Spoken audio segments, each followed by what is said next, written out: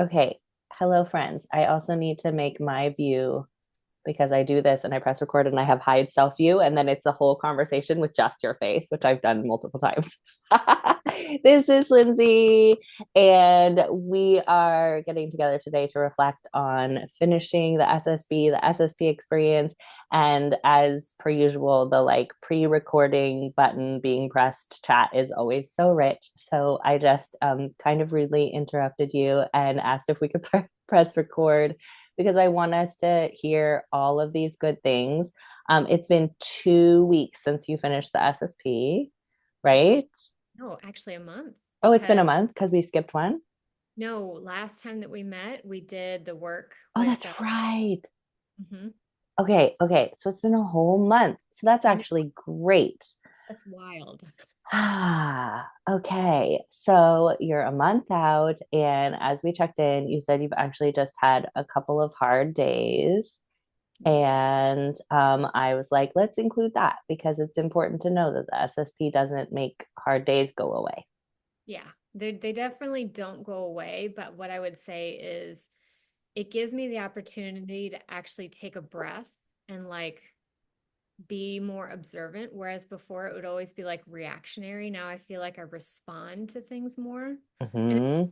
percent, I'm not like perfect at like being exactly who I feel like I am. But this has given me the opportunity to like take off a lot of layers of like bullshit or like protective mechanisms. I feel safer in my body. I feel like I can like be more myself authentically and like shedding all the bullshit like patriarchy, sexism, like all that crap that I've taken on myself to survive has like been shedding layer by layer. And so I feel like I have access to be more of myself. But what I noticed in these 2 days of like feeling really down and really irritable, I was able to like check in with myself and go, hey, what do you need in this moment? And then I would know what to do. And then, so I not only could do that, but then I gave that to myself. And it just, this one was tough, but in the past, and I could talk about another experience where it was like a really cool, like full circle SSP, but it just gave me the opportunity to go, you know what? I don't care that it's 5:30 at night. And like socially, this seems unacceptable. I'm going to bed because I can't Mm. deal with any additional stimuli. I just need to lay in the bed and just watch TV until I fall asleep. And that's why I think today I wake up and I'm feeling better than I did the last 2 days because I gave myself what I needed, permission. Yeah. And that's something that I remember, has sort of been a theme, like the permission to check in with yourself versus checking in with other people, making sure that everybody else thinks you're doing what's acceptable or what they need you to do. And that has like affected your home life, but also more recently, you're feeling more permission around work stuff, which it sounds like has felt really exciting. Any of that you want to talk about? Um, one there's an example I want to share that I think really Okay. highlights what SSP does, or actually there's two. So one is a family thing we had. Um, we were going out with family camping, and this family tends to be louder and Oh, not folks that I have a lot in common with. So, like, whenever I'm around them, my nervous system would always just be like, and I'd either hide and yeah. retreat away. I would hide and retreat by just like not really being present and engaging, or I would have to mask like who I was so hard that it would just fry me out and just Mm, make me irritable. mm. So anyway, we go on this trip, and this is what, a couple months into SSP, like this, I maybe finished hour 2 at this point. And I go in and I had planned, like, okay, these are the things I'm going to do to help my nervous system. If I need to take a break, I'm going to go for a walk on my by myself, or I'm going to go do yoga by myself. Like, I had these plans in place that if my nervous system was fried, that I could do this. Um, my nervous system did not get fried. I was able to just sit and be with this family and just be present and appreciate all the things that they had to offer. And it wasn't like I was focused on the things that were making me stressed or that I didn't like. It was just like, oh, this is really nice about this person. And we actually had a really good time. We anticipated a lot of fighting and all this other chaos. And when it came up, it would. And then it would just sort of go away. And I just didn't get triggered. And I was like, holy shit, this shit works. So that was my very first, like, this shit works. Yeah.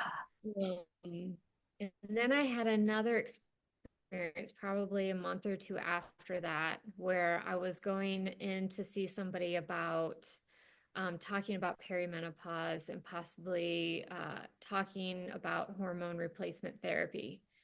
And I swear to God, if you had a list of all the things you just don't do or the things you don't say to a person that is asking about perimenopausal stuff, like check, check, check. And it was a woman that said it all to me. So that like pissed me off so bad.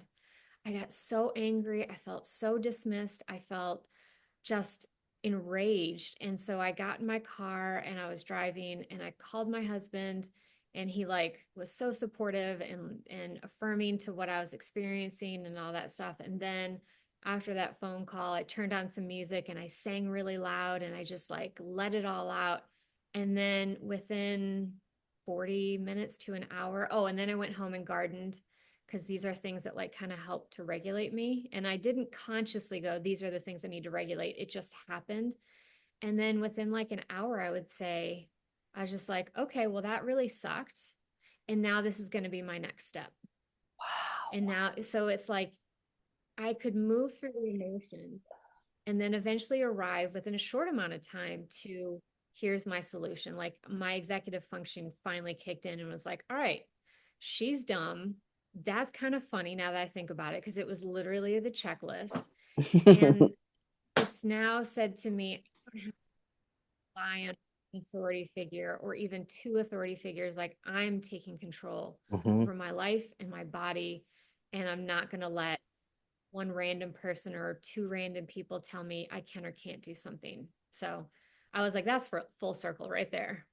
That is so amazing. I know when you actually see it play out and you like have the hard experience and then you like have your emotions about it and then you do some like resourcing with nervous system exercises and then you get back to your executive functioning and you come up with some solutions. It's like it's so wild to me that it literally works. Like it just yeah, Yeah. it's amazing. Yeah. It's amazing to every single time I talk to somebody and they're like, and then I was able to like face my challenges. Like, I think that's the important differentiation. It's the challenges don't stop and your nervous system doesn't stop having a response to them. Right. Like, you're going to get upset. You're going to need to call somebody and be like, that fucking asshole, doctor. And I'm so upset. And how dare they? And, and then scream and cry and sing and, all of that's still going to be necessary. Like, we're still going to be burnt out if we're working too much. We're still going to feel depressed when sad things happen.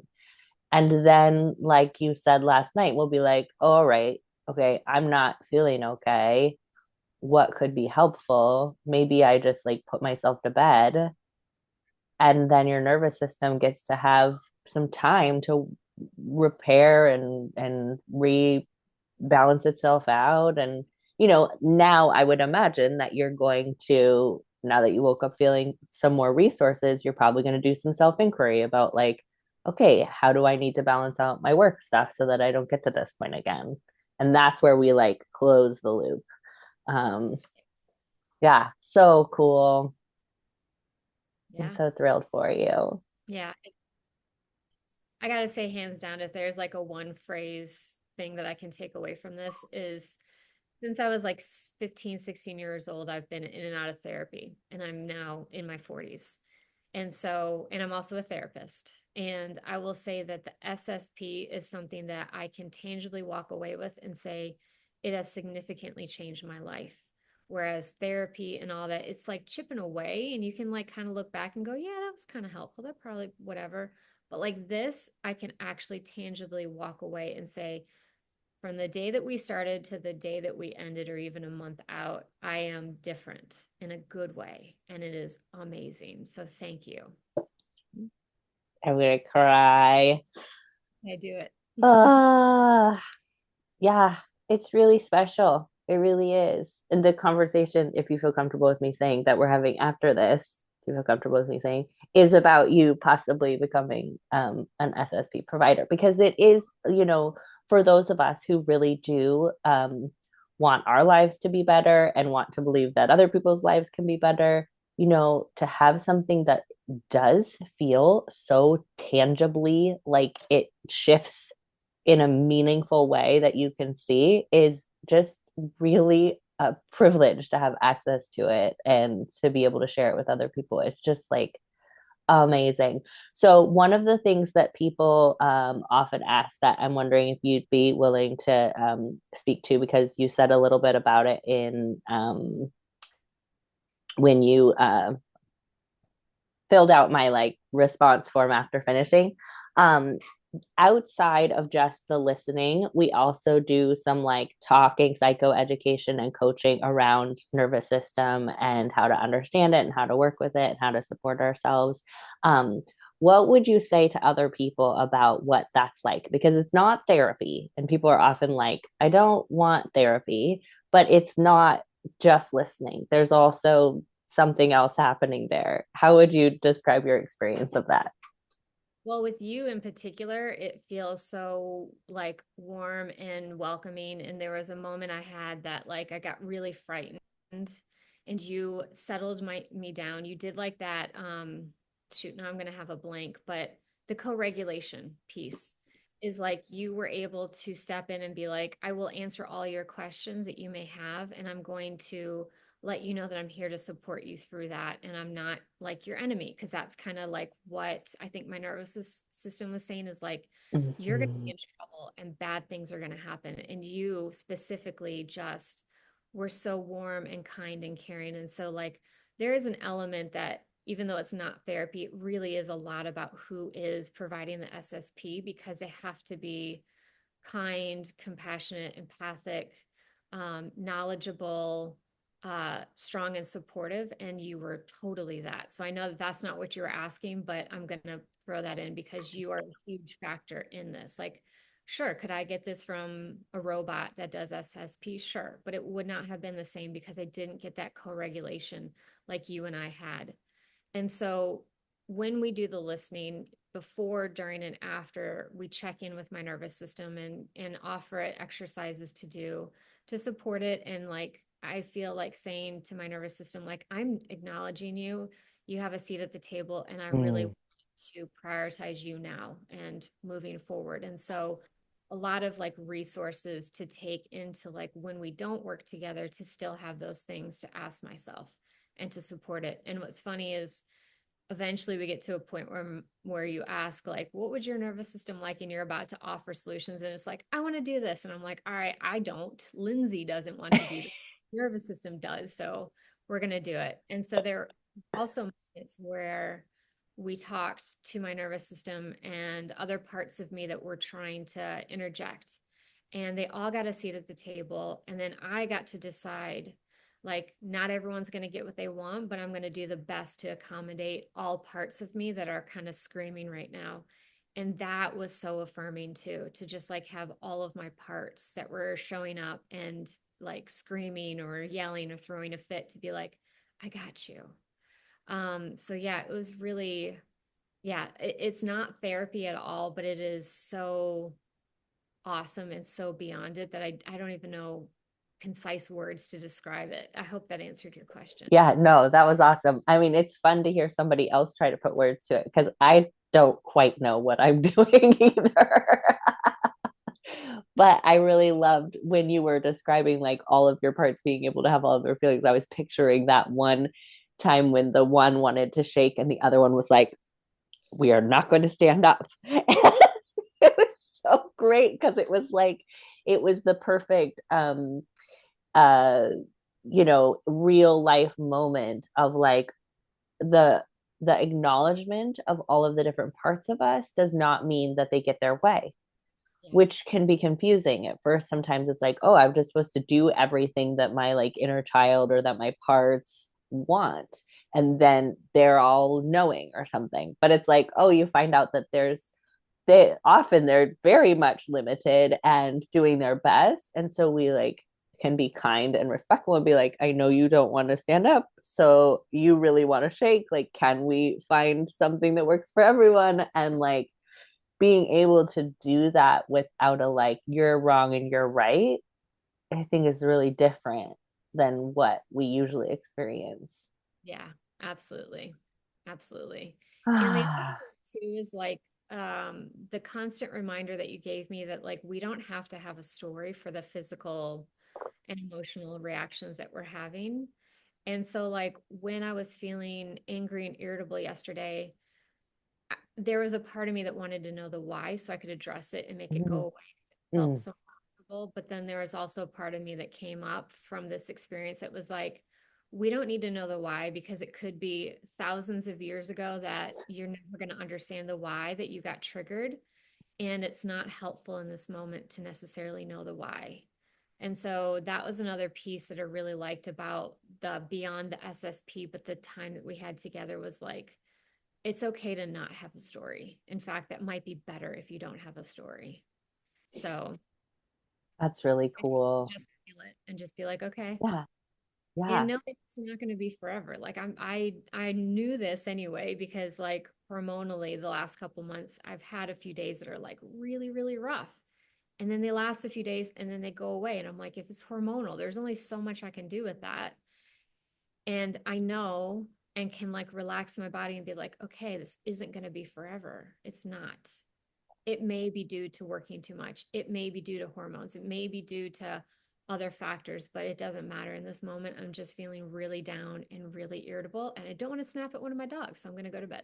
yeah, yeah. That's so powerful to have that moment of being like, all right, I'm in my defense brain. Like all I can be is an alligator. So I'd love to not be an alligator, but if I don't have the capacity to do anything else but be an alligator, maybe I at least like don't let other people have to experience or dogs experience the alligator, and be able to be like, oh, I will just take myself to a safe place and tuck myself in and we'll try again tomorrow. Uh, so beautiful. Well, thank you so much for being willing to share. I really appreciate it. And for other people to be able to hear someone who's actually experienced it rather than me just trying to explain it, so valuable. So thank you.